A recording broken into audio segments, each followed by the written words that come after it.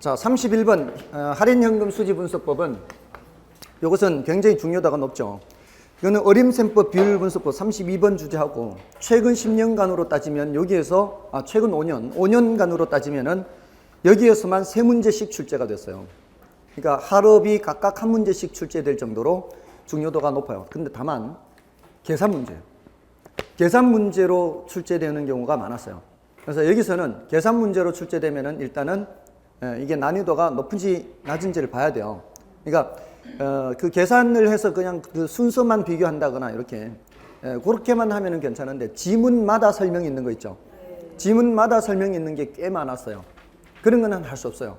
시간이 많이 걸리니까 그런 거는 패스하고요. 다만 이론은 굉장히 쉬웠어요. 어느 정도로 쉬운가 하면은 지금 이 31번 주제와 32번 주제 그 화폐 시간 가치를 고려하느냐 고려하지 않느냐 요거 묻는 거 있죠. 요게 최근 10년간 5번 출제가 됐어요. 그것도. 근데 두 번은 어떻게 출제됐는가 하면은 1번, 2번, 3번, 4번, 5번 해서 다음 중 화폐 시간 가치를 고려하는 것, 고려하지 않는 것 이렇게 출제가 됐고요. 또 한 번은 그 디귿, 니은, 디귿, 리을, 니음 해서 다음 중 화폐 시간 가치를 고려하는 것으로 짝지은 것은 여러분 굉장히 쉽잖아요. 그 외에 이제 다른 하나는 지문 형식으로 출제가 됐는데 예를 들어서 내부 수익률법은 내부 수익률과 요구 수익률을 비교하여 의사결정을 한다. 또는 내부 수익률이란 순현가가 0이 되도록 하는 할인율이다. 이러면서 순소득 승수는 화폐 시간 가치를 고려하는 방법이다. 이런 식으로 중간에 집어넣는 거예요. 근데 그게 아니잖아요. 그런 식으로 해서 총 5문제예요. 그러니까 굉장히 많이 출제된 거죠. 그러니까 굳이 복잡한 어려운 거를 들어가지 않더라도 그렇게 풀 수가 있는 것들이 있으니까 일단 할인연금 수지분석법에 순수내가 있고 뭐가 있다는 거요? 현가라는 게 들어가는 게 있죠. 그래서 순수내, 현 뭐 이렇게 해도 되고요. 현가라는 단어가 들어가는 게 현가 회수기간이 있고요. 또 연평균 순현가가 있죠. 이 종류는 당연히 구별을 하셔야 된다 이 말이에요. 현가가 들어가는 거. 이 자세한 내용을 지금까지 물은 적은 없어요. 다만 지금 순현가라는 숫자는 클수록 좋아요, 작을수록 좋아요? 클수록 좋죠. 수익성 지수 클수록 좋죠. 내부 수익률 클수록 좋아요. 근데 요놈만 작을수록 좋은 거죠. 회수기간은 작을수록 좋은 거예요. 근데 나머지는 전부 다 클수록 좋다는 거고요. 순현가는 어떻게 계산하고요? 유입현가 합해서 유출현가. 요것도 몇 번 물었어요. 이게 현가라는 단어가 있어야 되는데 이거를 미래가치 이러면은 틀리는 거죠. 그런 식으로 출제를 해왔기 때문에 이거는 결코 어렵지 않고요. 또 이것도 물어 이거. 0보다 크거나 같으면은 채택하는 거잖아요. 근데 이거를 1보다 크거나 같으면 채택한다. 이런 식으로 판단 기준이 되는 숫자를 바꾸어서 질문을 하는 겁니다. 그러니까 딱 우리 수준에 맞는 거죠, 그게. 그런 게 딱 우리 수준에 맞는 거예요, 그게. 그런데 그런 걸 틀리면 안 된다는 거죠. 그래서 이렇게 빼기를 하느냐 나누기를 하느냐 이 차이죠. 여기서는 이제 1보다 크거나 같고 다만 조금 더 어렵게 질문을 한다면은 요거 현재 가치로 바꿀 때는 항상 할인율이 필요하죠. 여기서 사용되는 할인율은 뭐고요? 얘네들 둘은 요구 수익률로 할인하고 요놈은 내부 수익률로 할인한다는 사실이죠. 그런 게 좀 차이가 있고요. 그다음에 내부 수익률법에서는 내부 수익률이 요구 수익률보다 크거나 같으면은 채택을 한다는 거죠. 이 채택 기준을 기억하고 계셔야 되고, 그다음에 내부 수익률에는 뭐를 더 기억해야 되고요. 내부 수익률의 뜻을 기억해야 되죠. 순현가가 0이 되도록 하는 할인율이고, 수익성 지수 PI가 1이 되도록 하는 할인율이고, PI를 이 수익성 지수 PI라고 하죠. 그리고 유입현가와 유출현가가 같도록 하는 할인율이다. 이렇게. 자, 그래서 이런 거 웬만하면 이제 집에 가서 따로 하려고 하지 마시고요. 여기서 다 기억하고 가십시오. 이것이 되게 하는 할인율이다. 그리고 우리 시험에 계산 문제로 출제될 때 내부 수익률을 구하여라 물으면 나는 뭐라고 대답해야 되고요? 문제에서 내부 수익률을 물으면 나는 기대 수익률을 대답하는 거예요. 유입현가와 유출현가가 같게 되도록 하는 할인율. 이런 식으로 해서 원래는 풀어야 돼요. 풀 때는. 그렇지만 예를 들어서 지금 현재 1,000만 원이 나가서 1년 뒤에 1,320만 원이 들어온다. 1년 후에. 이러면은 원래 요런 내부 수익률의 정의에 따라서 풀려면은 지금 현재 나가는 돈과 1년 뒤에 들어오는 돈을 현재 가치로 바꿀 때 여기에 뭐를 집어넣으면 이 양쪽의 값이 같아질까요? 요거잖아요. 유입평가와 유출평가. 유출은 나중에 돈이 들어오는 돈이죠. 이게 유입은 나중에 들어오는 돈이잖아요. 여기 쪽으로 가야 되겠네. 어쨌든 지금 요 할인율이 뭐가 들어가면은 똑같아지나요? 이게 내부 수익률이죠. 근데 이렇게 풀려면은 이제 복잡하단 말이에요. 머리가 아프단 말이에요. 이렇게 하지 말고 이럴 땐 어떻게 하라고요? 1,000만 원 투자돼서 1,320으로 돌아오면은 수익이 얼마 생기는 거예요? 320 생기잖아요. 1,000만 원 투자해서 320 생기는 거. 이게 32%죠. 이게 무슨 수익률? 이게 기대 수익률이잖아요. 그러니까 내부 수익률을 물으면은 나는 뭘 대답하는 거라고요? 기대 수익률을 대답하는 거라고요. 제가 대학교에서 수업하라고 하면 절대로 이렇게 못해요. 왜냐하면은 대학교에서는 투자 기간이 2년, 3년이 될 수도 있거든요. 투자 기간이 2년, 3년 되면은 여기가 제곱, 세제곱이 될 수 있죠. 그러면은 이게 식이 3차 방정식, 2차 방정식, 3차 방정식 되거든요. 근데 우리 시험에는 절대로 2차 방정식이 출제될 수가 없다는 거죠. 절대로 2차 방정식이 출제될 수가 없기 때문에 우리 수준에서는 늘 1차 방정식으로밖에 안 나와요. 그럴 때는 이렇게 안 풀고 어떻게 풀어도 그냥 기대 수익률 이렇게 풀어도 전혀 상관이 없기 때문에 이렇게 말씀드린 거예요. 그러니까 내부 수익률을 문제에서 물으면 나는 기대 수익률을 대답하면 되는 거예요. 내부 수익률과 기대 수익률이 같잖아요. 자, 그런 정도까지 하면은 이론적으로 일단 어느 정도 정리가 돼요. 물론 여기서 조금 더 들어가면은 각각의 의사결정 방법이 서로 다를 수가 있죠. 서로 다를 수 있습니다. 순형가법에 의한 의사결정과 내부 수익률법에 의한 의사결정이 서로 다를 수가 있어요. 그럴 때는 어떤 방법을 따라가야? 순형가법을 따라가야 투자자의 부가 극대화될 수 있다는 거예요. 여러 면에서 순형가법이 투자 분석 기법으로는 우수합니다. 여기 이제 이론적으로는 좀 어려운데요. 여기 이제 투자자의 뭐를 극대화한다? 부를 극대화한다. 이게 이제 가장 큰 장점이고요. 부를 극대화한다. 이거 하고 가치 가산성이 성립한다. 요거 하고요. 복수의 해 문제도 없어요. 근데 이런 것들이 전부 다 나머지 방법에 특히 내부 수익률법에는 이게 적용이 안 돼요. 부를 극대화한다는 보장이 없고요. 가치 가산성이 성립하지 않아요. 가산성은 더할 가짜 셈산자예요. 더해서 계산하는 거예요. 예를 들어서 A의 순현가, B의 순현가 여러분들께 계산하면은 뭐 300, 200, 150 이렇게 계산하는 거 보셨죠? 이렇게 그래서 뭐 순현가가 크기 순서 뭐 이렇게 A, B, C, D 이렇게 하는 게 있었잖아요. 근데 A와 B를 같이 투자하면은 A와 B의 순현가는 두 개를 더하기만 하면 돼요.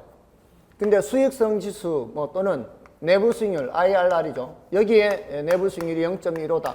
여기에 내부 수익률이 0.13이다. 그럼 두 개 같이 투자하면은 내부 수익률이 0.28이냐? 그게 안 된다 이 말이에요. 더해서 계산할 수가 없다는 거예요. 그러니까 순형가법은 그냥 단순히 이미 기존의 것이 계산이 돼 있으면은 나머지 것 계산할 때는 두 개 더하기만 하면 되죠. 근데 얘는 그렇게 더하기만 해서는 안 된다 이 말이에요. 그러니까 다시 계산해야 돼요. A 플러스 B의 내부 수익률을 새로 계산해야 돼요. 그러니까 산정하는 방법으로도 굉장히 불편하고요. 여러 면에서 내부 수익률법은 불편하다. 그래서 가장 우수한 방법이 뭐다? 순형가법이다. 이런 정도입니다. 그렇게 기억을 하시면 되겠네요. 그래서 그 우수성 및 문제점이 그 다 정리가 되어 있죠. 어느 정도는. 그렇게 해서 봐주시면 되고요. 다음에 기타 할인연금 수지 분석법도 지금 현가회수기간 연평균 순형가법이 있는데 이거는 그 뜻을 물은 적은 없어요. 사실은 그 뜻을 안다면은 뭐 더 할 나위 없이 좋기는 하지만 뜻을 알기가 쉽지 않으신 분이라 해도 그냥 종류만 기억해도 일단은 어느 정도는 패스가 되는 겁니다. 자, 이제 예제를 보시고요. 예제 이렇게 나오는 게 딱 우리 수준이에요. 이게 내부 수익률이란 순형가를 0으로 만드는 할인율을 의미한다. 맞죠? 그 다음에 순형가는 장래 발생하는 수입의 현가총액에서 비용의 현가총액을 차감한 금액이다. 맞나요? 현가가 키워드예요. 현가. 수입의 현가 이렇게 되거나 또는 순현가를 설명을 할 때 세후 소득의 현가 이렇게 표현하기도 해요. 원칙적으로 이게 더 옳은 표현이에요. 우리 순형가법이나 수익성지수법이나 내부수익률법은 모두 다 세후 소득을 기준으로 해요. 세후 소득을 기준으로 하기 때문에 원칙적으로 이렇게 해야 되지만 그게 뭐라고 돼 있어도 발생할 수입의 현가 총액에서 비용의 현가 총액 이렇게 해도 현가란 단어가 있으면 일단 통과가 되는 거예요. 이렇게 들어갈 때는 세후소득의 현가합에서 할 때는 보통 지분의 현가합 이렇게 해요. 지분. 비교하는 투자액은 지분 투자액이란 뜻이에요. 그러니까 내 주머니에서 나가는 돈하고 비교한다 이 말입니다. 예를 들어 10억을 투자하는데 4억은 내 돈이고 6억은 남의 돈이다. 자, 그럼 여기 세후소득해서 예를 들어서 총 5억이 들어왔다. 그 다음에 지분 현가합 하면은 10억을 비교하는 게 아니고 뭐를 비교한다고요? 4억 지분 투자액을 비교한다 이 말이에요. 10억을 비교하는 게 아니라고요. 총 투자액 비교하는 게 아니라고요. 힌트는 요거 세후예요. 세후. 우리 가유순전후 할 때 가유순전후 하죠. 자, 여기까지는 총 투자액이 벌어들이는 거고요. 여기는 지분 투자액이 벌어들이는 거죠. 지금 세후소득이라 그랬죠. 여기 세후소득의 현가합 이렇게 하니까 여기는 지분 투자액이 들어와야 되는 거예요. 아시겠어요? 항상 세후 또는 세전 요거하고 비교할 때는 지분 투자액이 나와야 된다 이 말입니다. 그러니까 키포인트는 요거 현가. 그래서 2번 그렇게도 표현할 수 있고 지금 제가 써드린 것처럼 표현할 수도 있습니다. 그 다음에 요구 수익률이 내부 수익률보다 크면 투자 타당성이 있다고 할 수 있다. 너무 허탈하죠 이러면은. 그죠? 굉장히 쉬운 지문이 정답이 돼 있죠. 그 다음에 순현가가 0보다 크면 타당하고요. 수익성 지수가 1보다 크면 타당합니다. 이런 것들이 한두 문제가 출제된 것이 아닙니다, 사실은. 그 다음에 이제 어림셈법 비율 분석법에서는 자, 이것도 이제 알아야 되는 이유가 이게 말로 나온단 말이에요. 이게 승수법이 있고 또 뭐가 있어요? 수익률법이 있잖아요. 근데 이게 가능총소득, 유효총소득 합쳐서 총소득이잖아요. 그 다음에 이거는 순소득 하면 되고요. 그 다음에 이건 세전현금 수지, 그 다음에 세후현금 수지 이렇게 되죠. 자, 여기서 승수는 클수록 좋아요? 작을수록 좋아요? 승수는 작을수록 좋고 수익률은 클수록 좋죠. 총소득 승수, 순소득 승수, 승수는 소득에 이름만 붙이면 되죠. 근데 이제 요 수익률 쪽이 용어가 좀 잘 생각이 안 날 수 있잖아요. 그 중에서도 중요한 게 두 가지 중간에 있는 거라고요. 여기 순소득 승수의 역수 뭐고요? 종합환원율이죠. 종합환원율. 그 다음에 세전수지 승수의 역수 지분 배당률이죠. 자, 요거를 꼭 기억하시라고요. 근데 거기까지는 아니더라도 미리 생각을 하지는 못해도 문제에서 종합환원율이 나왔을 때 내가 생각해야 되는 투자액은 무슨 투자액이고 총 투자액이 나와야 된다는 거 알면 된단 말이에요. 일단은 종합이잖아. 종합 이러면은 총 투자액, 위에 총자산 회전율 있죠. 총이나 종합이라는 단어가 나온다는 것은 투자액은 총 투자액이 나와야 되고요. 소득은 뭐가 나와야 되고요. 소득은 순 아니면 총이잖아요. 총순. 둘 중에 하나인데 총자는 총자가 다 붙어 있거든요. 총. 세후는 세후 다 붙어 있어요. 세후 현금 수지 승수, 세후 수익률 다 붙어 있단 말이에요. 얘네들은 세후자가 다 붙었어요. 맨 밑에 두 개와 맨 위에 두 개는 총자가 다 붙어 있거나 세후자가 다 붙어 있어요. 근데 그렇지 않고서는 당연히 순소득이 나와야 돼요. 총이 아니고 이렇게 돼 있으니까. 그럼 이것만 나오면은 다음에 분모 분자는 나중에 생각해도 된다고요. 왜냐하면 수익률은 1보다 큰 수예요, 작은 수예요. 그러면 안 되고요. 승수가 1보다 큰 수예요. 승수가 1보다 큰 수, 수익률이 1보다 작은 수예요. 수익률 계산할 때 우리 어떻게 계산해요? 예를 들어 내 돈 4억이 총 투자액 10억인데 10억에 7천만 원 들어오면은 10억에 7천만 원 들어오면은 0.07이죠. 자, 이걸 7%라고 해서 1보다 크다 그러면 안 돼요, 이거. 7%가 아니고 0.07이라고요. 이게 훨씬 크잖아요, 지금. 이게 작잖아요. 이게 지금 수익률, 종합환원율 계산한 거라고, 종합환원율. 이 율자가 붙은 거는 1보다 작은 숫자예요. 그러니까 투자액이 뭐로 가야 된다고, 율자 붙은 거는. 율자 붙은 거는 다 투자액이 분모로 간다고요. 근데 얘는 분자로 간다고요. 일단 그거는 나중 얘기라고요. 일단 그거는 나중에 생각해도 되니까 일단 뭐만 끄집어내더라도 이 종류만 끄집어내더라도 거의 맞추는데 그 근처에 간 거예요. 다음에 지분 배당률 나왔잖아요. 지분이라는 말이 나왔는데 총투자액이 나올 수는 없다고요. 이때는 지분투자액이 나와야 되고, 소득은 세전 아니면 세후 아니에요. 근데 세후는 항상 같이 붙어 있다고 이렇게. 그러니까 세전밖에 나올 게 없다고요. 이렇게 해놓고 분모분자는 나중에 생각하면 돼요. 그거는 분모분자는 승수 같은 경우에는 1보다 큰 수, 승수의 의미가 뭔가 하면은 자본이 회수되는 기간을 갖고 있어요. 승수라는 승수는 모두 다. 예를 들어서 내가 총투자액 10억이라고 했잖아요, 지금. 총투자액이 10억인데, 순영업 소득이 7천만 원이에요, 이게. 이 순영업 소득 7천만 원에 총투자액이 10억이다. 그러면 7천만 원씩 7천만 원씩 매년 똑같이 들어오면은 10억이 회수되려면은 몇 년 가야 되느냐 이 소리예요. 그러면 7천만 원씩 10년 가도 7억일 거 아니에요. 아직 안 된다고요. 그래서 10억 나누기 7천만 원 하면은 약 14점 몇 나와요, 14. 약 14년이다 이 말이거든요. 이게 승수예요. 이게 순소득 승수예요. 7천분의 10억이. 이게 순소득 승수의 의미가 뭐라고요? 회수하는데 한 약 14년 걸린다 이 소리거든. 그러니까 나머지 것도 마찬가지예요. 세전현금 수지 승수다. 예를 들어서 이 세전현금 수지가 4천이에요. 지분투자액이 4억이에요. 그럼 얼마예요? 10이잖아요. 세전현금 수지 4천만 원씩 10년 동안 들어오면 내가 투자한 돈 4억이 회수된다 이런 뜻이거든. 그러니까 승수란 승수는 모두 다 무슨 뜻? 지금 감상하면 안 되죠 지금? 제 목소리가 그렇게도 감미롭나요?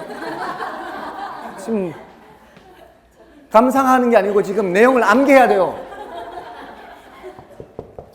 4억을 회수하는데 10년 걸린다. 승수란 승수는 모두 다 자본 회수기간의 의미를 갖고 있다고요. 자본 회수기간의 의미를 갖고 있는데 그 중에서도 특히 누구를 순소득 승수를 자본 회수기간이다 이렇게 얘기하는 거예요. 그러니까 1보다 큰 수가 나올 수밖에 없다고요. 5년, 7년, 10년 이렇게. 됐나요? 그러니까 종류만 일단 끄집어내는데 초점을 맞추라고요. 그러면 분모분자는 나중에 생각해도 안 늦다고요.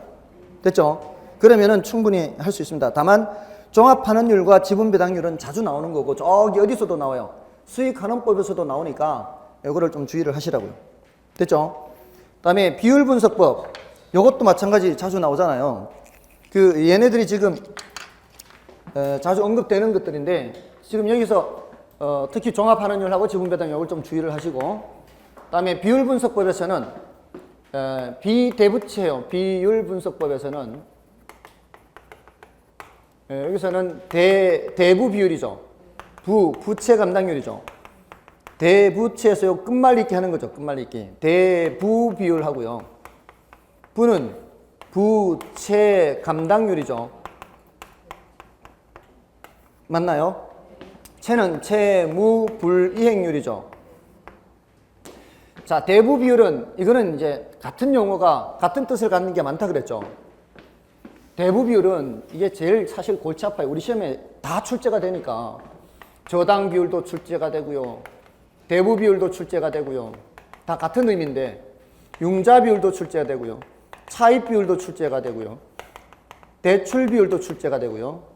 담보 인정 비율도 출제가 되고요. 다 출제됐어 이게. 근데 얘네들이 제일 많이 써요. 얘네들이.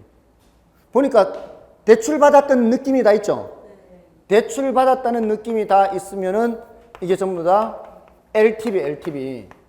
근데 뭐는 하나가 다르기 때문에 뭐는 하나가 달라요. 부채 비율은 다르다고. 그래서 얘는 꼭 따로 기억해야 된다고. 그러니까 돈을 빌린 뉘앙스가 얘도 있잖아요. 얘네들도 돈 빌린 뉘앙스가 있죠. 근데 얘는 다르다고요. 얘는 내 거분의 남의 거라고. 지분분의 저당, 내 거분의 남의 거고, 얘네들은 다 뭐예요? 남의 거 비율이에요. 남의 거 비율. 그러니까 전체 중에서 저당이고, 얘는 내 거분의 남의 거란 말이에요. 사용되는 위치가 달라요. 얘는 어디서 사용되는 거예요? 얘는 지렛대 효과 할 때 따지는 거예요. 지렛대 효과. 지렛대 효과 할 때 남의 돈을 내 돈에 몇 배 쓰느냐에 나온다 이 말이에요. 지렛대 효과 할 때 이자율이 2%잖아요. 총 자본 수익률이 4%죠. 이럴 때 자기 자본이 1억이에요. 타인 자본이 1억이에요. 이러면은 부채 비율이 몇 %예요? 내 거분의 남의 거니까 100%죠. 그럴 때는 여기 지분 수익률이 몇 %가 되고요? 요 크기에 한 칸 올라간다고요. 한 칸. 요 한 배잖아, 한 배. 남의 돈이 한 배니까 요거에 한 배만큼 올라가면 여기 몇 %예요? 요 길이에 한 칸. 한 칸은 2%포인트죠. 한 칸 올라간다. 여기가 6%가 된다고요. 근데 남의 돈이, 자, 이제 색깔로 구별할게요. 남의 돈이 2억이면은 내 돈의 몇 배? 2배 쓰죠. 그러면 요 길이에 몇 배? 2배. 그럼 여기가 2배니까 8% 아니, 요 길이에 2배니까. 여기 2%에 2배. 맞나요? 남의 돈이 3억이면은 내 돈의 3배. 이게 부채 비율이 300%라고요. 부채 비율이 100%, 부채 비율이 200%, 부채 비율이 300% 이럴 때 써먹는 거라고. 이때는 요게 요 색깔일 때는 여기가 10% 이렇게 된다. 10%. 요 길이에 3배만큼 올라가야 되니까. 맞나요? 그때 써먹는 게 부채 비율이고 다르죠. 지금 사용되는 위치가 다르다고요. 얘는 대출 받을 때 써먹는 거라고요. 돈 대출 받을 때. 집값의 몇 프로, 부동산 가격이 몇 프로. 됐죠? 그래서 대부 비율은 부동산 가치 전체분의 부채 잔금 이렇게 표현하죠. 이것도 절량 개념이기 때문에 이렇게 하는 거예요. 절량 개념. 언제 재느냐에 따라 다르기 때문에 이렇게 하는 거고요. 그 다음에 부채 감당률은 부채를 감당할 수 있는 능력이라고 그랬어요. 해석을 그렇게 하면 되잖아요. 부채를 감당할 수 있는 능력, 클수록 좋아요, 작을수록 좋아요? 부채를 감당할 수 있는 능력은 클수록 좋겠죠. 부채는 누가 감당한다고요?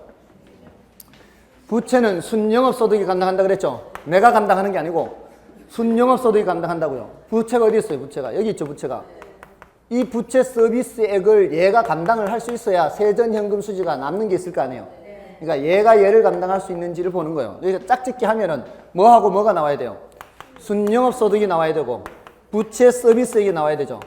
이게 클수록 좋아요, 작을수록 좋아요? 부채를 감당할 수 있는 능력이 클수록 좋죠. 이게 소득이 분자로 가야 된다고요. 순영업소득이 클수록 좋을 거 아니냐고요. 근데 채무불이행률은 작을수록 좋겠죠. 그럼 얘는 소득이 분모로 간다고요. 근데 순영업소득은 얘만 감당하면 되지만 유효총소득은 순영업소득 내려올 때 뭐를 또 빼야 돼요? 경비를 빼고 순 왔다가 순에서 빚을 빼고 전이잖아요. 그래서 유효에서 전으로 가려면 몇 단계를 빼야 돼요? 2단계를 빼야 되죠. 그래서 유효는 이 둘을 감당해야 된다고. 맞아요? 그러니까 짝짓기 하는 게 다르다고요. 순영업소득 나왔을 때 경비와 부채 서비스 다 나오면 틀리는 거 이거는. 유효총소득 나왔는데 부채 서비스만 나오면 안 돼요. 이 둘 다 나와야 된다고요. 그러니까 짝짓기가 일단 돼야 된다고. 그래서 얘는 유효총소득이 영업경비와 부채 서비스액을 감당할 수 있는지 알아보는 거라고요. 됐나요? 그래서 이 두 개가 다 나와야 돼요. 유효. 그러니까 순영업소득하고 비교하는 거, 유효총소득하고 비교하는 거. 그러니까 비교 대상이 다르다 이 말이에요. 됐죠? 그 다음에 영업경비 비율은 영업경비가 차지하는 비율이에요. 유효총소득에서 영업경비 차지하는 비율. 됐죠? 그 정도면 된다고요. 예, 이러면 이제 구별할 수 있고요. 그 다음에 화폐 시간 가치를 고려하지 않는 기타 방법도 있죠. 예, 단순 회수기간법도 있고 회계적 수익률법도 있죠. 예, 이런 것들은 사실은 아까 화폐 시간 가치를 고려하는 것을 기억하면은 고려하지 않는 것은 더 쉽게 기억할 수가 있습니다. 그 다음에 문제를 보시면은 재무 비율과 승수에 대한 설명 중 옳은 것은 자 종합 자본 환원율 나왔어요. 종합 나왔으니까 총투자액이 나와야 되는 그놈이죠. 그 순영업소득이 나와야 되죠. 종합해서 총투자액 나왔으면은 총소득 아니면은 순영업소득 나와야 되잖아요. 둘 중에 하나잖아요. 근데 여기는 총자가 아니기 때문에 순영업소득 나와야 되고요. 그 역수는 순소득 승수 맞죠? 1번이 바로 옳은 겁니다. 그 다음에 2번에 부채 감당률이 1보다 작대요. 부채를 감당할 수 있는 능력이 1보다 작대요. 감당이 충분해야 안 돼요. 안 되는 거죠. 2번 틀렸죠. 그 다음에 총자 붙었죠. 총자산 회전율. 총자 붙은 거는 다 총자가 나와야 된다 그랬죠. 총자 나왔으니까 뒤에 총자산에 대한 순영업소득이 아니고 총소득이 나와야 되죠. 총자 붙은 건 다 총 붙어 있어야 된다고. 됐나요? 그 다음에 대부 비율이 높을수록 대부 비율, 남의 거 비율이라 그랬어요. 꼭 이거는 부채 비율 항상 머릿속에 따로 생각해야 돼요. 대부 비율이 높을수록 부채 비율도 높아진다는 얘기예요. 대부 비율이 높을수록 남의 걸 사용하는 게 많아질수록 내 거분의 남의 거 비율도 높아지죠. 그러면 레버리지 효과가 커지는 거고요. 다음에 채무 불이행률이죠. 채무 불이행률은 누구하고 비교하는 거예요? 유효하고 비교하는 거죠. 유효하고 비교할 때는 몇 개가 나와야 돼요? 2개 다 나와야 돼요. 영업 경비와 부채 서비스 다 나와야 돼요. 근데 유효가 아니고 지금 순영업소득이 나왔죠. 순영업소득하고 짝짓기 자체가 틀렸어 지금. 순영소득은 부채 서비스만 나와야 돼. 맞나요? 자, 그렇게 하면은 이제 어렵지 않아요, 사실은.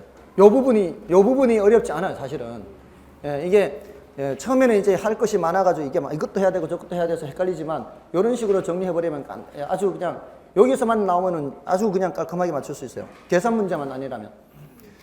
자, 됐고요. 이제 33번 주제는 이게 33번 주제와 34번 주제 이 둘 중에 하나 반드시 출제됩니다. 어떤 때는 각각 출제될 때가 있고요. 어떤 때는 둘 중에 하나는 반드시 출제가 되고요. 지금 최근 10년간 흐름이 그렇습니다. 더군다나 올해는 원리금 균등과 원금 균등 이게 계산 문제가 굉장히 무르익었어요. 계산 문제가 출제된 지 지금 10년 됐어요. 여기에서. 너무 오랫동안 쉬고 있는 거예요, 지금 여기는. 원리금 균등, 원금 균등이. 자, 아무튼 원리금 균등, 원금 균등은 이 리자가 붙어 있느냐 안 붙어 있느냐 이거 조심해야 되죠. 이거는 이 그래프 보고 판단하면은 거의 웬만한 건 다 맞춰요. 이 원리금 지불액이죠. 요 축을 잘 봐야 돼요, 축을. 요게 밑으로 내려가면 뭐고요? 원금 균등이죠. 요게 일정하면 뭐예요?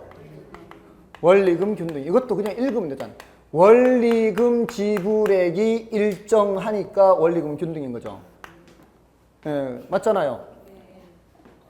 그리고 이렇게 올라가는 거는 원리금 지불액이 올라가니까 점중이고 체중이죠. 그러니까 얘는 체감이라고 할 수도 있어요. 원리금 지불액이 점점 감소하니까.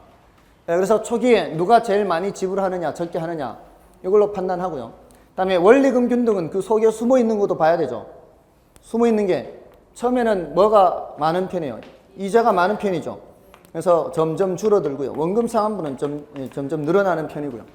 그다음에 원금 균등 상환은 이것도 이렇게 줄어드는 내에서 뭐는 일정하고요. 원금 상환은 일정한데 이자 부분이 점점 줄어든다는 거죠. 자, 이렇게 이제 비교를 할 수 있으면은 된다는 거예요. 웬만한 건 이걸로 지금까지 해결이 다 됐어요. 자, 그렇게 해서 비교하시고요. 다만 이제 최정식 상환은 초기에 지불하는 금액이 제일 적죠. 저게 이자에도 미치지 않을 수 있죠. 이자에도 미치지 않는 만큼 빚이 늘어날 수 있다. 이래서 부의 상환이 발생할 수 있다. 이런 내용들입니다. 그래서 예제를 보시고요. 다음 중 주택저당대출 방식에 관한 설명으로 가장 적절치 않은 것은 1번 원리금 균등 분할 상환은 대출 기간 내내 동일한 금액을 납부한다. 맞죠? 다음에 원리금 균등 분할 상환 방식은 원금 균등 분할 상환 방식에 비해 초기에는 원리금의 지불액이 적다. 맞죠? 적게 지불하지 않습니까? 그다음에 원금 균등 분할 방식은 대출자 측에서 볼 때 돈 빌려준 쪽이에요. 원금 회수 위험이 원리금 균등 분할 상환 방식보다 상대적으로 적다. 맞죠? 초기에 많이 회수되는 만큼 받는 만큼 원금 회수가 많이 됩니다. 다음에 원리금 균등 분할 상환에 의하면 대출 기간 중 매월 납부하는 원리금 상환액 중 대출 원금 분할 상환액의 규모는 점점 줄어든다. 여기가 틀렸네요. 원금 상환은 점점 많아지는 거죠. 4번이 틀렸고요. 그다음에 점증 상환 대출 방식은 초기에는 차입자의 원금 상환 부담이 원금 균등 분할 및 원리금 균등 분할 상환 방식보다 적죠. 그래서 정답 4번이고요. 다음에 고정금리 변동금리에서는 이걸 연상하라 그랬어요. 고정금리는 대출금리가 고정돼 있죠. 예금금리는 오르락 내리락 할 수 있어요. 금융기관이 먹는 것은 바로 이 예대 마진입니다. 근데 시장금리가 올라가면 예금금리를 올려야만 돼요. 그래야 예금주를 받을 수가 있어요. 근데 대출금리는 고정시켜놨기 때문에 은행이 먹을 수 있는 마진이 줄어들죠. 그래서 시장금리 상승기에는 이 말이에요. 시장금리 상승기에는 이때는 수익성이 악화가 돼요. 악화. 시장금리가 하락하는 시기에는 수익성이 개선될 것 같죠? 이렇게 개선될 것 같은데 이럴 때 사람들이 어떻게 한다고요? 조기 상환을 하려고 한다고요. 갈아탄단 말이에요. 그래서 일방적으로 금융기관한테는 불리하죠. 그래서 금리 변동 위험을 누구한테 떠넘기기 위해서, 차입자에게 떠넘기기 위해서 예대 마진을 일정하게 먹는 거죠. 이거는 금융기관 입장에서는 절대 손해볼 거 없어요. 늘 일정한 마진을 먹기 때문에 100번 낫겠죠. 그래서 금융기관이 더 유리한 방식입니다. 그러니까 이런 거를 연상하라고요. 공부를 하는 게 다른 게 아니고 뭔가 용어가 나왔을 때 거기에 따라 연상을 하면 되는 거예요. 그래서 이게 대체로 금융기관한테 유리해요. 다만 어떤 점이 좀 안 좋은 점이 있는가 하면은 얘는 시장금리가 올라갈 때 차입자들이 자빠질 수가 있어요. 뭘 할 가능성이 많다고요? 이거 자빠진다 그러면 안 되고 여기서도 채무 불이행 할 가능성이 많다는 거죠. 채무 불이행. 이게 단점이에요. 고정금리에 비해서 단점. 채무 불이행 가능성이 뭐보다는 높다? 얘보다는 높다는 거죠. 그래서 경우에 따라 금리 상승의 한계를 정하기도 해요. 금리 상승의 한계를 정해서 요거를 좀 줄이기 위해서. 이렇게 하면 일단 누구한테는 유리해요? 대출자한테 유리하다고 하면 안 돼, 이거. 차입자한테 유리해, 유리한 거는. 왜냐하면 대출자가 이거 하고 싶어서 하는 게 아니라 울며 겨자 먹기로 하는 거지. 뭔 뜻인지 아시겠죠? 울며 겨자 먹기로 하는 것이기 때문에 유리하기는 누구한테 유리한 거예요? 차입자한테 유리한 거예요. 어쩔 수 없이 하는 거지, 금융기관에. 요렇게 하지 않게. 이거 한 적 있어요. 4, 5년 전에 한 적 있어요. 우리나라에서도. 시행한 적 있어요. 막 금리가 올라갈 때. IMF, 세계금융위기 이후, 2008년 이후에 요거 한 적 있어요.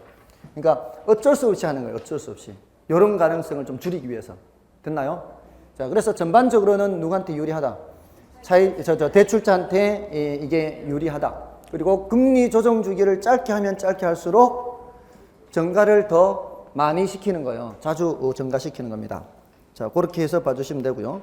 그리고 변동금리를 책정을 할 때는 기준금리에다가 뭐를 더해서 한다? 변동금리를 할 때는 기준금리에다가 가산금리를 더해서 하는 것이다. 이 가산금리는 뭐를 많이 사용한다? 기준금리는 코픽스 지수를 많이 사용한다. 코픽스 지수. 얘는 옛날에는 이제 CD 수익률을 많이 사용했지만 이제 코픽스 지수고요. 가산금리는 사람에 따라 다르죠. 이게 은행이 먹는 마진이거든요. 그럼 대출받는 사람의 신용도에 따라 달라지겠죠. 만약에 석 달마다 또는 6개월마다 금리가 바뀐다고 하면은 기준금리가 바뀌는 거예요? 가산금리가 바뀌는 거예요? 그러면 안 돼요. 기준금리 바뀌는 거예요. 기준금리가 바뀌는 거예요. 왜냐하면 사람의 신용도가 그렇게 자주 안 바뀌어요. 한번 정해놓으면은 특별한 사정이 없는 한은 계속 그냥 그 신용도가 그냥 계속 가는 겁니다. 그래서 얘가 바뀌는 거예요. 이게 일종의 예금금리예요. 그러니까 예금금리가 바뀌면 대출금리가 바뀐다 이렇게 되는 겁니다. 이 코픽스 지수는 시중에 9개 금융기관에 8개 예금 상품이 있어요. 그 예금 상품의 평균적인 예금금리를 코픽스 지수로 해놓은 거예요. 평균적인 예금금리.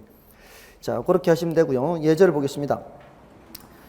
고정금리 대출은 틀린 거 찾는 거예요. 고정금리 대출은 대출 계약 당시 약정한 금리로 초기부터 만기까지 원리금을 상환하는 방식이다. 맞나요? 맞죠? 다음에 변동금리 대출은 사전에 약정한 방법으로 일정한 기간마다 대출금리를 조정하는 방식이다. 이것도 맞나요? 사전에 약정한 방법으로 해야 되죠. 일정한 기간마다. 지멋대로 하면 안 되잖아요. 그래서 여러분들 그 금융기관에 가서 이렇게 막 쓰라고 하면 쓰죠. 이렇게. 뭔지 모르지만 형광펜으로 체크만 하면 나는 쓰기만 하면 되죠. 보지도 않고 하잖아요. 거기에 다 약정이 돼 있어요. 어떻게 하겠다고 다 약정이 돼 있어요. 그렇게 사전에 약정한 방법으로 해야 되지 지멋대로 하면 안 될 거 아니에요. 그다음에 대출기관은 이자율 변동에 따른 손실 위험을 회피하기 위해 고정금리 대출 상품을 판매한다. 대출기관이 이자율 변동에 따른 손실 위험을 회피하기 위해 고정금리 대출 상품을 판매하나요? 변동금리죠. 이제는요, 시중은행은 고정금리 상품 취급 안 한다고 보면 돼요. 가장 긴 게 5년짜리거든요. 고정금리 대출이. 근데 그거는 지금 주택담보대출의 경우에는 5년이라고 하면은 그거는 고정금리라고 할 수는 없잖아요. 한 10년, 15년 막 이렇게 하는데 이제는 옛날 의미의 만기까지 고정으로 가는 거 없어 이제. 시중은행은 없습니다. 아무리 뒤져봐도 없어요. 만기까지 고정금리를 하는 데 없어요. 어디만 하는 거예요? 한국주택금융공사만 해요. 한국주택금융공사밖에 없어요. 만기까지 고정금리로 가는 데는. 그건 왜 그러겠어요? 걔는 공기업이잖아요. 공기업이기 때문에 금리 부담, 자기가 부담하면서도 그렇게 대출해 주는 거예요. 그래서 지금 시장 금리가 굉장히 바닥인 상태죠. 그래서 지금 앞으로 상환해야 될 기간이 좀 많이 남아있는 시중은행의 변동금리 대출 받은 사람들은 지금 고정금리로 갈아타는 것을 한번 생각해 봄직도 해요. 왜냐하면 변동금리가 낮을 때 고정금리 대출, 지금 시점에 고정금리 대출이 낮거든요. 근데 시장금리가 올라가잖아요. 그러면 그 시점에 그 고정금리 대출 금리도 따라 올라가게 돼 있거든. 그러니까 올라갔을 때 대출 받으면 앞으로 계속 그 금리로 내야 되니까 지금 고정금리 제일 바닥인 상태에서 대출을 받고 갈아타면은 앞으로 금리가 올라가더라도 나는 계속 안 올라가고 계속 그대로 가는 거죠. 그래서 한국주택금융공사만 그걸 취급한단 말이야. 근데 한국주택금융공사는 집이 한 채만 있어야 돼, 한 채만. 그러니까 집이 여러 채인 사람은 할 수 없고요. 계속 그대로 가야 되고, 안 그러면은 좀 한번 생각해 보는 적도 해요. 자, 아무튼 3번이 틀렸고요. 다음에 4번에 시장 이자율이 약정 이자율보다 낮아져요. 시장 이자율이 낮아지면 시장 금리 하락이죠. 시장 금리 하락이면 이 말이에요. 그러면은 조기 상환 유인이 생기죠. 다음에 고정금리 대출에서 시장 이자율이 약정 이자율보다 높아지면, 그럼 시장 금리 올라가면 이 말이에요. 그럼 수익성이 악화된다, 이렇게 됐나요? 됐죠? 네, 그렇게 정리하시고요. 다음에 저당 유동화에서는 저당 유동화의 개념 구조 효과는 난이도가 높지 않아요. 뒤에 나오는 증권이 조금 높은 편이죠. 네, 그래서 저당 유동화의 개념 구조 효과는요, 도표 보면 되죠. 이게 이제 1차 저당 시장, 여기가 2차 저당 시장이고요. 구조로 봤을 때는. 그리고 저당 유동화의 개념은 뭐라 그랬어요? 개념은 저당 채권을 팔아서 현금화하는 것인데, 이거를 이제 조금 있어 보이는 표현으로 신용창조의 수단으로 삼는다 하는 거죠. 신용창조 수단으로 활용한다. 현금을 더 만들어내는 효과가 있다. 이런 의미죠. 이게 이제 개념이고, 구조는 1차 시장, 2차 시장 이렇게 나누면 되죠. 유동화가 이루어지는 시장은 몇 차 시장? 2차 시장이고요. 저당 채권이 만들어지는 시장은 1차 시장입니다. 그 참여자를 생각하면 되고요. 1차 시장의 참여자는 여기 1차 금융기관까지고, 2차 시장의 참여자는 1차 금융기관부터 투자자까지죠. 그래서 1차 금융기관은 1차 시장, 2차 시장에 모두 등장하고요. 차입자는 2차 시장에는 등장하지 않고요.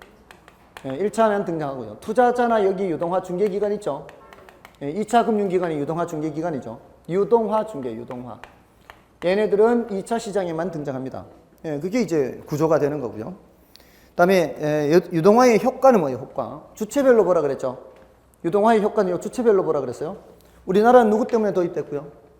우리나라는 얘 때문에 도입됐어요. 1차 금융기관, 은행들. IMF 때 은행들이 많이 쓰러졌기 때문에 앞으로는 이런 사태가 발생했을 때 쓰러지지 않게 얘네들의 뭐를 높여주기 위해서? 얘네들의 유동성을 높여주기 위해서. 어떻게 높여요? 얘네들이 갖고 있는 채권을 양도하면은 그 반대 방향으로 뭐가 들어와요?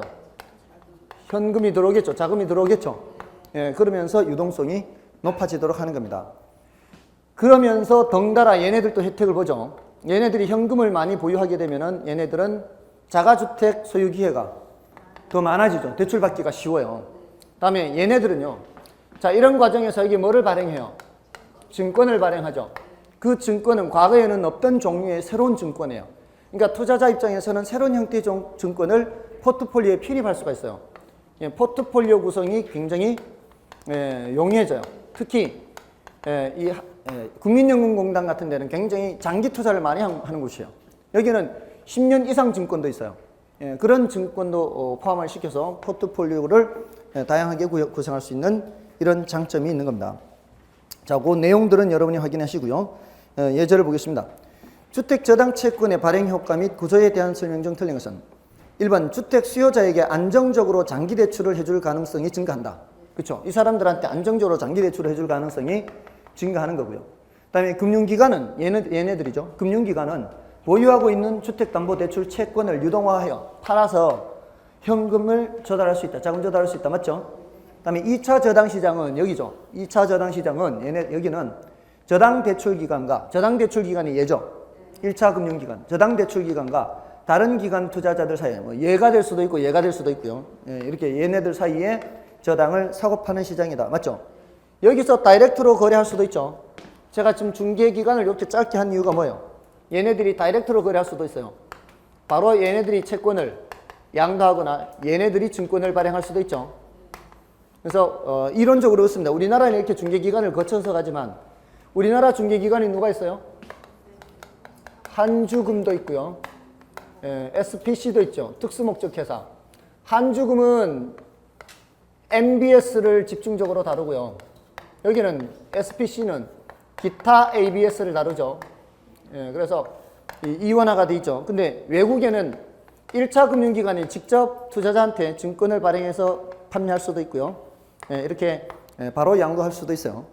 자, 이렇게 해서 좀 짧게 그린 거고요. 자, 그래서 기관 투자자들 사이에 저당을 사고 파는 시장이 있지 않고요. 그 다음에 정부는 주택저당 채권을 발행하여 단기적으로 주택가격을 하락시킬 수 있다. 자, 주택저당 채권을 발행하게 된다는 것은 이쪽으로 돈이 많이 흘러 들어간다는 얘기죠. 이쪽으로 돈이 흘러 들어간다는 얘기는 차입자들이 대출을 받기가 더 쉬워진다는 얘기고요. 부동산 수요가 증가하면 증가했지 감소하지는 않습니다.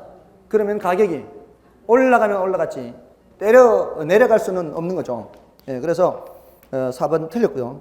그 다음에 1차 저당 시장은 저당 대부를 원하는 수요자와 저당 대부를 제공하는 금융기관에 이루어지는 시장이다. 맞죠? 자, 이렇게 해서 구조 효과도 봤고요. 다음에 넘어가시면 이제 증권이죠. 자, 증권은 2차 시장에서 발행하는 그 종이 쪽지인데 이게 발행은 얘가 할 수도 있고 얘가 할 수도 있다가 방금 말씀드렸죠. 2차 금융기관이 발행할 수도 있고 1차 금융기관이 발행할 수도 있어요. 외국의 경우에는 이런 발행을 전문으로 하는 회사도 있을 수 있어요. 지금 아는 게 많아서 지금 조는 거죠. 조는 거는. 지금 별로 할 게 없으니까 이제 안 해요. 정신 바짝 차리십시오.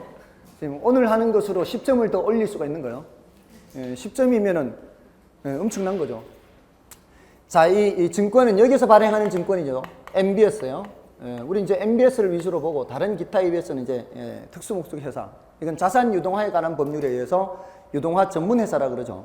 근데 이 MBS에 MBB가 있고 MPTS 이게 가장 대표적인 그 두 개 대칭적인 거예요. 지금 이 자산을 근거로 해서 돈을 마련하는 이 자산이 뭐죠? 이 자산이 발행자가 갖고 있는 자산이 이쪽에서 넘어온 채권 집합이죠. 엄청난 규모의 채권 집합을 얘네들한테 담보로 제공하고 돈을 빌리는 방법도 있고 이걸 아예 팔아버리는 방법도 있다 그랬죠. MBB는 뭐예요? 얘네들한테 담보로 제공하고 돈 빌리는 방법이죠. 그게 바로 그때 발행하는 증권이 MBB예요. 그러니까 제가 발행자라면 여러분한테 MBB를 발행하면서 여러분한테 돈을 빌린다 이 말이에요. 대신 뭐를 담보로 여러분한테 제공하고 갖고 있는 채권 집합 이거 담보로 제공해 드릴 테니까 돈 좀 빌려주세요. 그럴 때 여러분한테 드리는 증서가 뭐라고요? 그게 드리는 증서가 MBB예요. MBB는 누가 갖고 있어요? MBB는 발행자가 갖고 있는 게 아니고요. MBB는 투자자가 갖고 있는 거지. 증서를 드렸잖아요. 여러분이 갖고 계신 증서가 뭐라고요? 여러분이 갖고 계신 증서가 MBB라고. 돈 빌려줬다면 돈 빌려주는 증서를 갖고 있어야 될 거 아니냐고요. 그게 MBB라고. 아시겠죠? MBB는 여러분이 갖고 있고 채권 집합은 누가 갖고 있고 제가 갖고 있고 제가 여러분한테 담보로만 제공했지 채권 집합은 제가 계속 갖고 있는 거예요. 아시겠죠? 여러분은 뭘 갖고 있는 거예요? MBB 증권을 갖고 있는 MBB 증권. 이 MBS 중에서도. 뭔 뜻인지 아시겠죠? MBB는 증권이에요, 증권. 이게 채권형 증권이라고요. 그러니까 여러분과 제 사이에 채권 채무 관계가 형성된 거라고요. 여러분들이 채권자고 제가 채무자라고요. 대신 저는 누구한테 채권자예요? 얘네들한테 채권자예요. 얘네들한테 채권자라고 저는. 채권 집합을 제가 갖고 있잖아요. 얘네들한테는 제가 채권자고 저한테는 여러분이 채권자라고요. 그때 발행한 증서라고요. 그래서 채권형이라고요. 그래서 저하고 얘네들하고의 채권 채무 관계와는 별도로 여러분하고 저하고 지금 채권 채무 관계가 형성된 거라고요. 됐어요? 그래서 얘는 저기 지금 차입자들이 돈을 안 갚아요, 저한테.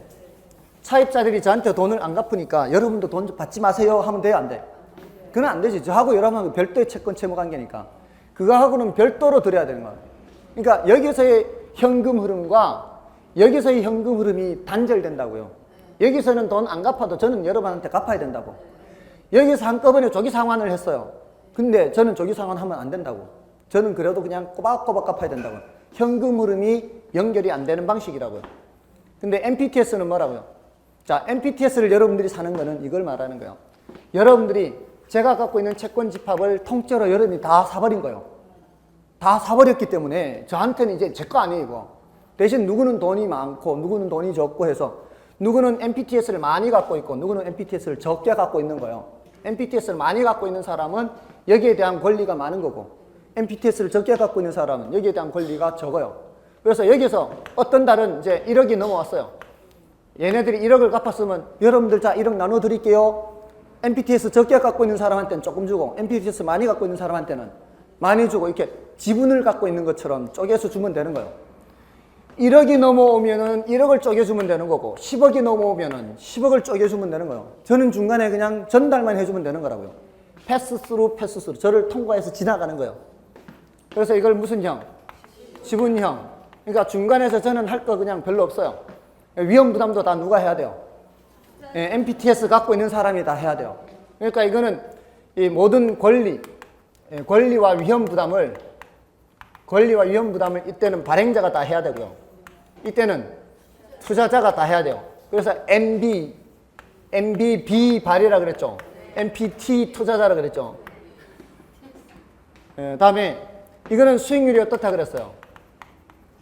수익률이 이건 낮다 그랬죠.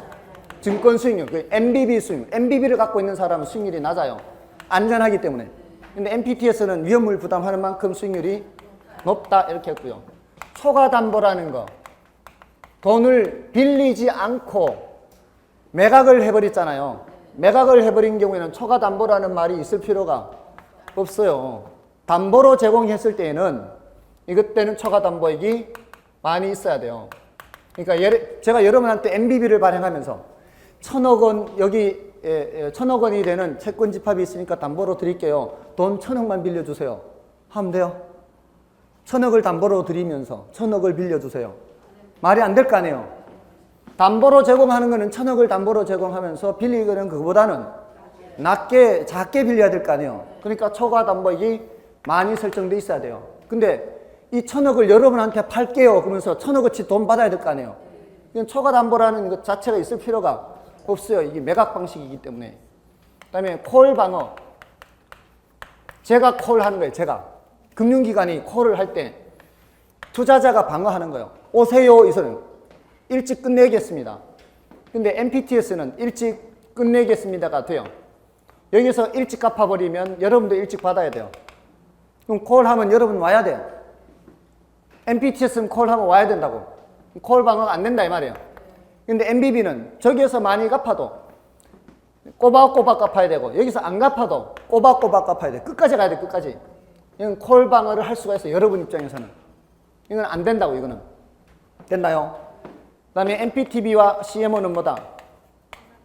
혼합형이다. 이거는 혼합형. 혼합형은 섞여 있다.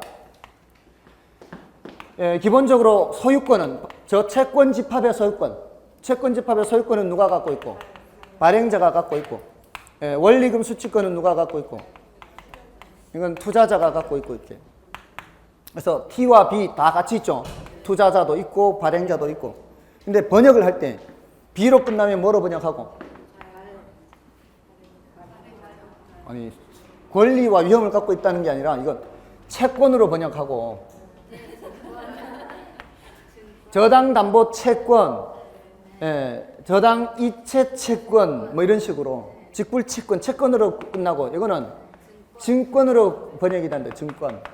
그 이제 한글로 써줄 때가 있단 말이에요. 한글로 써주고 이게 영어를 속에 숨겨 놓는단 말이에요. 그럴 때 이거 가지고 찾아가야 된다고. 이 영어 단어 가지고. 증권, 이것도 채권이에요. obligations를 해서 이것도 다계층 채권이죠. 이거는 특징이 여러 개 트렌치로 돼 있죠. 그래서 트렌치별로 수익률이 달라요. 장기로 가면 갈수록 수익률이 높습니다. 기간이 길수록 위험도가 높아지기 때문에 예, 점점 수익률이 높아져요. 수익률이 낮고요. 고정금리가 적용될 수도 있고 변동금리가 적용될 수 있고 Z트렌치, 맨 끝에 Z트렌치라 그러죠. 얘는 원리금 지급액이 제일 늦죠. 얘가 제일 먼저 원리금 받고 얘네들은 이자만 받다가 얘가 먹고 떨어지면 그 다음에 얘는 원리금 받고 그 다음에 이자도 안 받고 얘 먹고 떨어지면 그 다음에 순차적으로. 그래서 우선권이 누구한테 있다고요? 앞에 만기가 짧은 사람이 우선권이 있어요. 그래서 신용도가 여기가 더 높아요. 이게 저당에서 선순위 저당, 후순위 저당 하는 거하고 똑같아요. 그래서 선순위 신용 등급이 더 높고 후순위 신용 등급이 더 낮고 이렇게 되는 겁니다. 됐나요? 자, 그 다음에 이제 나머지 이제 자산담보증권은 이거죠.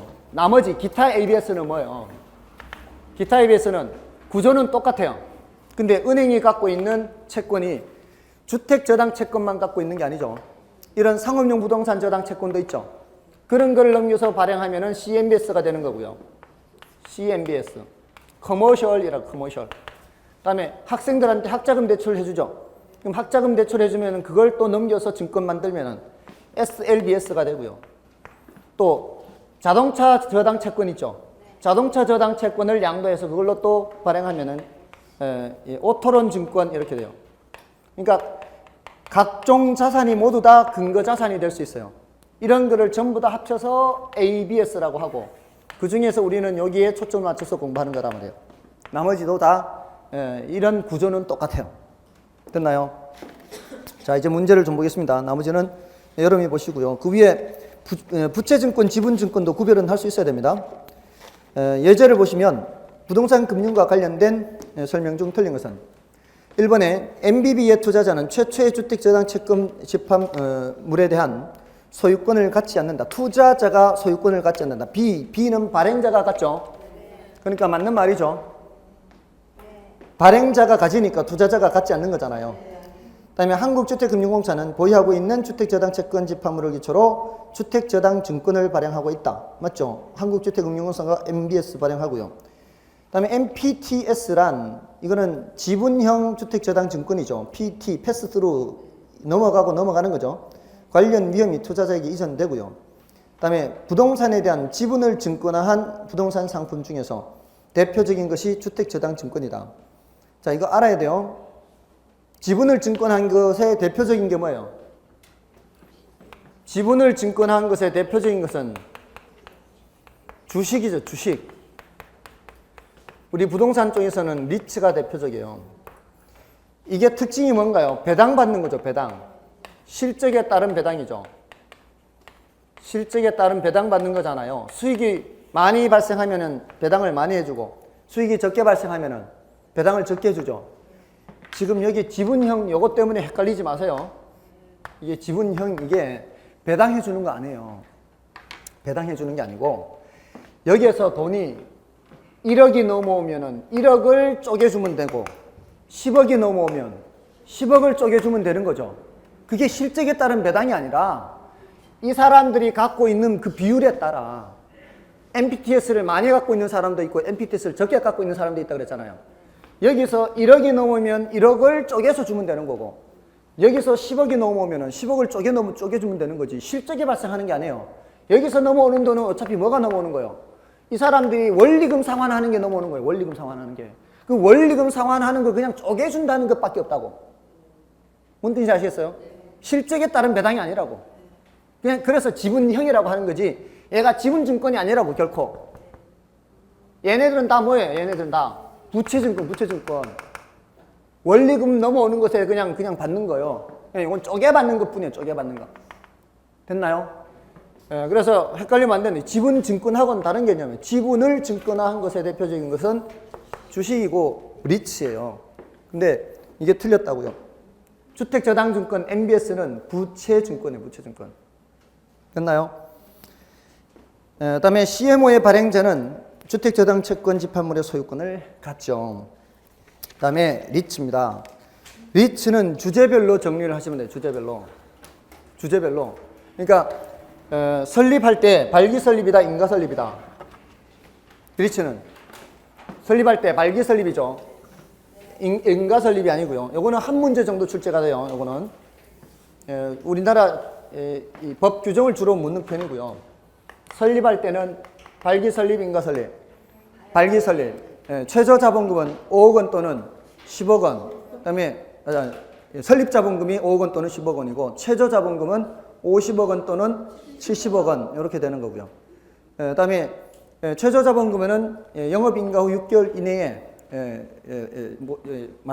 마련할 수 있어야 되고요. 그다음에 1인당 주식 소유 한도가 있죠. 30%, 40% 제한 없음. 이렇게 구조조정 리천 제한이 없죠. 그다음에 공모가 조금 어렵죠. 근데 공모가 어려운데 이거를 원칙과 예외로 기억하시면 되죠. 원칙은 1년 6개월 이내에 30% 이상 공모해야 되죠. 근데 예외는 일단 오른쪽에 구조조정 리츠를 예외로 기억하시고요. 그 다음에 다른 것들은 좀 그런데 B에 국민연금관리공단 등 대통령령이 정하는 주주 이 정도는 기억하십시오. B 정도는 국민연금공단 등 대통령령이 정하는 주주가 단독이나 공동으로 인수 또는 매수한 주식의 합계가 부동산 투자회사가 발행하는 주식 총수의 100분의 30 이상인 경우에는 공모하지 않아도 돼요. 얘네들은 예외예요. 그 취지가 있어요. 취지가 뭔가 하면은 공모라는 건 일반인들로부터 많이 모으라는 얘기죠. 근데 그 혜택, 세금 혜택을 많이 줘요. 세금 혜택을. 그 세금 혜택을 일반인들도 얻게끔 하려고 하는 취지예요. 공모하는 취지가. 만약에 공모를 하지 않으면 어떻게 해요? 돈 많은 사람들의 절세 수단으로 전락을 해버려요. 돈 많은 사람들은 이거 50억, 70억 모으는 거는 우스워요. 그러니까 일반인들로부터 반드시 자금을 모으라는 게 취지예요. 자, 그런데 너무 많이 공모를 하게 하면 설립하기가 어렵잖아요. 그래서 해놓은 게 30%거든요. 30% 이상인데, 근데 국민연금공단, 공무원연금공단 이런 데는 이미 일반인들의 자금을 운용하는 데죠. 일반인들의 자금을 운용하는 이런 데서 30% 이상을 인수를 해버리면은 이미 공모를 한 거나 다름없다. 이렇게 본다 이 말입니다. 됐죠? 다음에 현물 출자는 좀 기다려야 돼요. 언제까지 기다려야 돼요? 영업 인가를 받을 때까지 기다려야 되고요. 또 최저 자본금 준비될 때까지 기다려야 돼요. 그래야만 현물 출자를 할 수 있어요. 그리고 현물 출자 자산은 부동산도 되고 부동산 사용에 관한 권리도 되고 부동산 신탁의 수익권도 되는데 6월 달에 새로 들어간 게 부동산 소유권 이전 등기 청구권이죠. 거기 새로 들어간 거고요. 소유권 이전 등기 청구권은 잔금 지급하면 발생하죠. 잔금까지 다 납부했다는 뜻입니다. 이제 등기만 하면 되는 상태를 말하는 거죠. 그다음에 부동산 처분 제한 기간도 있죠. 취득 후 5년의 범위 내에서 대통령령이 정하는 기간 동안 처분하여서는 안 되죠. 이것도 구조조정 리츠는 처분 제한 기간에 적용을 받지 아니합니다. 자, 그런 정도로 하시면 되고요. 그다음에 개발 사업에 대한 투자, 이것도 원칙과 예외. 원칙은 개발 사업에 대한 투자는 상장 후 30% 이내가 원칙이에요. 상장 후 30% 이내가 원칙인데 상장 후 30% 이내. 근데 개발 전문 리츠는 예외죠. 상장 전도 되고 70% 이상 되죠. 그렇게 그런 상장 전 70% 이상 이렇게 키워드 위주로 기억하시면 되고요. 그다음에 자산 구성 요건에서는 70% 이상 부동산이라야 되고요. 총자산 80% 이상을 부동산 및 부동산 관련 유관권 현금 이렇게 세 가지. 80% 이상일 때는 그 세 가지. 그다음에 자산 관리는 위탁관리 부동산 투자회사와 구조조정 부동산 투자회사는 위탁관리를 해야 되고요. 자기관리 부동산 투자회사는 자기관리를 하죠. 그다음에 배당이 이게 바뀌었죠. 조심해야 돼요. 원래 금전 배당이었거든요. 근데 금전 배당이 사라졌거든요. 이제 금전 배당 안 해요. 그냥 90% 이상 배당하여야 한다 이렇게만 돼 있어요. 그러니까 금전 배당 뭐 이거 따지지 않습니다. 이 경우 상법에 따른 이익준비금 적립하지 않고요. 그다음에 자기관리 부동산 투자회사의 경우에는 2016년 12월 31일까지 상법의 규정에 의한 이익배당 한도에 100분의 50 이상을 주주에게 배당해야 돼요. 그러니까 이때는 이익준비금을 적립할 수가 있어요. 이게 특례로 인정을 해준 거예요. 규제를 완화해 준 거예요. 자기관리 부동산 투자회사는 내년 12월 31일까지 50% 이상으로 유예를 해주고 있는 겁니다. 금전배당이라는 거 없어졌기 때문에 금전배당하든 주식배당하든 관계가 없다는 뜻입니다. 그 다음에 차입 및 사채 발행은 자금 차입 및 사채 발행은 자기 자본의 2배를 초과할 수가 없죠. 근데 예외적으로 주주총회의 특별 결의가 있으면은 10배까지 확대가 됩니다. 다음에 조세 및 감면, 조세 감면은 여러 것이고요. 합병에서는 같은 것들끼리만 합병할 수 있습니다. 자기와 자기, 위탁과 위탁, 구조와 구조끼리 합병을 할 수가 있고요. 자산관리회사의 요건 있죠. 자산관리회사가 왜 필요할까요? 자산관리회사가 왜 필요할까요? 그 위에 위탁관리부동산투자회사와 구조조정부동산투자회사는 자산을 위탁해서 관리해야 되죠. 아무 회사한테 위탁할 수가 없어요. 지금 여기 요러한 자산관리회사에다가 위탁을 해야 돼요. 자본금은 70억 원 이상인 회사라야 되고요. 그 다음에 자산운용 전문 인력이 5인 이상 확보된 그런 회사에다가 위탁을 해야 됩니다. 됐나요? 자, 됐고요. 넘어가서 문제를 좀 보시면 우리나라 부동산 투자회사에 관한 설명 중 틀린 것은 1번 자기관리 부동산 투자회사는 실체가 있는 회사이고 기업구조조정 부동산 투자회사는 명목회사이다. 맞죠? 부동산 투자회사의 최저 자본금 규모는 50억 원 또는 70억 원이다. 맞죠? 이 명목이 50, 실체가 70. 그다음에 부동산 투자회사는 영업인가 후 최저 자본금을 갖춘 후에 현물 출자할 수 있다. 맞죠? 그때까지 기다려야 된다 그랬죠? 그다음에 자기관리 부동산 투자회사는 매분기 말 현재 총 자산의 100분의 80 이상을 부동산 관련 유가증권 및 현금으로 구성해야 된다. 맞죠? 그다음에 기업 구조조정 부동산 투자회사의 경우 주주 1인과 그 특별 관계자는 발행 주식 총수의 30%를 초과하여 소유하지 못한다. 이게 틀렸죠? 이 제한이 없습니다. 구조조정 니츠는 제한이 없고요. 그다음에 프로젝트 파이낸싱입니다. 프로젝트 파이낸싱은 특징이 신용이나 물적 담보에 기초하지 않고 사업의 수익성에 기초하여 자금을 조달하는 방식이죠. 자, 거기에 기업은 누구 입장에서의 장점인가 하면은 사업주 입장에서는 장점이 되는 거예요. 사업주 입장. 니은도 사업주 입장에서의 장점이에요. 근데 디귿, 리을, 그다음에 미음, 비읍, 요것은 디귿, 리을, 비읍. 디귿, 리을, 비읍은 대출기관 입장에서의 장점이라고 볼 수 있어요. 디귿, 리을, 비읍은 대출기관 입장에서의 장점이라고 볼 수 있습니다. 기업과 니은은 사업주 입장에서의 장점이고요. 그다음에 미음은 이제 일반적인 얘기입니다. 이제 후분양 제하에서는 누구 입장에서는 괜찮은 거예요. 이게 사업자한테서는 사실 괜찮은 거예요. 사업주의 입장에서의 장점이라고 볼 수도 있겠습니다. 미음은. 그다음에 단점도 있기는 한데요. 그건 이제 여러분이 좀 봐주시고 예제를 좀 보겠습니다. 틀린 것을 찾는데요. 대출자로서의 금융기관은 부외 금융 효과를 누릴 수 있어 채무 수용 능력이 제고된다. 맞아요? 부외 금융 효과는 누구 입장이라고요? 사업주 입장은 사업주, 대출자 입장이 아니고 대출자가 금융기관입니다. 그러니까 금융기관 입장인지 사업주 입장인지 그거를 구분을 해야 돼요. 대출자는 금융기관이죠. 그 부외 금융 효과는 장부외 금융이에요. 그러니까 사업주가 대출을 받았는데 실제로는 사업주 회계 장부에 기록이 돼야 안 돼요. 안 된다고. 사업주 입장에서의 장점이라고요. 그래서 1번이 바로 틀렸고요. 그다음에 프로젝트 자체로부터 발생하는 현금 흐름을 근거로 필요 자금을 조달한다. 이 소리가 뭔 소리예요? 프로젝트 자체로부터 발생하는 현금 흐름을 근거로 필요 자금을 조달한다. 이게 예를 들어 20% 정도까지 사업이 진행될 때까지 대출 받은 걸로 진행을 해요. 근데 그 다음부터는 이제 분양을 하게 되면 분양 수익금이 들어오죠. 분양 수익금으로부터 필요 자금을 조달한다 이 소리예요. 분양 수익금이 들어오면은 그때부터는 대출금 필요 없어요. 분양 수익금으로 올리면 돼요. 분양 수익금으로. 뭔 뜻인지 아시겠어요?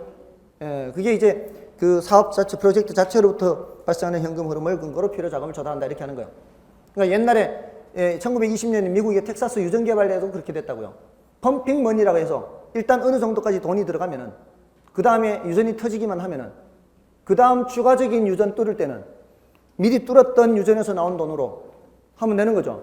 그러니까 그 필요한 자금, 앞으로 필요한 자금을 거기에서 발생하는 현금으로 조달하는 거예요. 됐어요? 그 뜻이라고요. 다음에 사업 시행자의 원리금 상환은 해당 프로젝트에서 발생하는 현금 흐름에 의존한다. 이것도 마찬가지죠. 그 프로젝트에서 발생하는 현금 흐름으로 상환을 하게 되는 거예요. 다음에 통상적으로 대규모 자금이 소요되고 공사기간이 장기인 사업에 적합한 자금 조달 수단이다. 대체로 그렇고요. 다양한 사업 주체가 참여하고 이해 당사자 간의 위험 배분이 가능합니다. 자, 됐고요. 다음에 39번은 그 한국주택금융공사인데 한국주택금융공사의 업무 중에서고 그 밑에 그 주택담보 노후연금 보증 있죠. 그게 이제 원래 바뀐 것이 곧 디귿에 부부 합산 가액이 9억 원 이하인 다주택자도 포함된다는 거예요. 예전에는 다주택자는 안 됐죠. 예, 왜냐하면은 지방하고 서울하고 차이가 있거든요. 서울은 웬만하면은 10억 가까이 되죠. 강남 같으면은 30평대 10억 가까이 되지 않나요? 강북도 그래요? 30평대 10억 가까이 되나요? 근데 저 같은 경우에는 지방은 세 채 합쳐도 9억이 안 돼요. 그러니까 그러면 대출 못 받는 거죠. 작년 같으면 대출 못 받는 거야. 근데 이제는 대출 받을 수 있어요. 합산가액이 9억 이하인 다주택자도 돼요. 예. 자, 그런 게 좀 바뀌었고요. 그 다음에 그 리얼의 종신 지급 방식 그러니까 종신 방식만 있는 게 아니고 확정기간 혼합 방식도 있어요. 그러니까 미리 정해 놓는 것을 확정기간이라 그래요. 예, 그게 이제 10년부터 5년 단위로 있거든요. 10, 15, 20, 25, 30 이렇게 있는데 참고로 알고 계시면 돼요. 그런 것까지 세부적으로는 알 필요 없고요. 가장 중요한 내용이 뭔가 하면은 그 비읍시옷이에요, 사실은. 비읍시옷이에요. 주택의 가액이 원리금에 미치지 못하더라도 법정 상속인에게 상속을 할 수가 없습니다. 그리고 남는 거는 상속을 시켜요. 그게 아주 큰 특징이에요. 다음에 다시 리을로 가시면 혼합 방식, 혼합이라는 단어 들어가 있는 거 있죠. 혼합이라는 단어가 들어가 있는 거는 수시 인출금이 있다는 뜻이에요. 혼합이라고 하는 거는 수시 인출금이 있다. 그러니까 뭐 수술을 할 수도 있고, 그죠? 자녀를 결혼시켜야 될 수도 있고, 이럴 때 일부를 남겨놓고 나머지만 대출금을 받는 겁니다. 나머지는 이제 여러분이 좀 확인하시고요. 문제를 좀 보겠습니다. 1번에 일반 저당 대출은 일시대출 분할 상환인데 반해 역저당은 분할 대출 일시 상환이라는 점이 상이하다. 맞죠? 지금 우리 주택연금이 역저당이라고 하는 거죠. 그다음에 한국주택금융공사가 보증하는 주택연금 제도의 종신 방식과 확정기간 방식은 사망할 때까지 연금을 지급한다는 점은 동일하다. 이게 틀렸죠? 종신 방식은 사망할 때까지 지급하지만 확정기간 방식은 딱 그 기간이 끝날 때까지만 하는 거죠. 물론 그 기간 전에 사망하면 관계없지만은 사망하지 않더라도 기간이 끝나면 종료가 되는 겁니다. 그래서 2번 틀렸고요. 그다음에 주택을 담보로 제공하고 일정 기간마다 생활자금을 대부받는 방식 저당이다. 맞고요. 그다음에 한국주택금융공사의 주택연금은 종신 지급 방식 또는 종신 혼합 방식 및 확정기간 혼합 방식 등으로 지급되며 지급 유형으로는 정액형, 증가형, 감소형, 전후 후박형이 있습니다. 정액형은 죽을 때까지 똑같은 금액이고요. 증가형은 12달에 3%씩 올라가요. 12달에 3%. 그다음에 감소형은 12달에 3%씩 떨어집니다. 12달에 3%씩. 그리고 전후 후박형은 첫 10년간은 많이 받고요. 11년째부터는 적게 받는 방식이 이게 전후 후박형이에요. 그다음에 한국주택금융공사의 주택연금은 대출받은 원리금의 합계가 주택처분 후 회수액을 초과하는 경우에도 원칙적으로 다른 재산이나 상속인에게 청구할 수 없죠. 예외적으로 청구할 수는 있어요. 어디에 청구하는가 하면은 그 사람의 다른 재산에는 청구할 수 있어요. 그러니까 체불임금이 발생했거나 이 사람이 또는 당해세를 안 냈어요. 여러분들 민법 공시법에서 배우죠. 그럴 때는 이것이 먼저 인출이 되죠. 우선 배당을 받잖아요.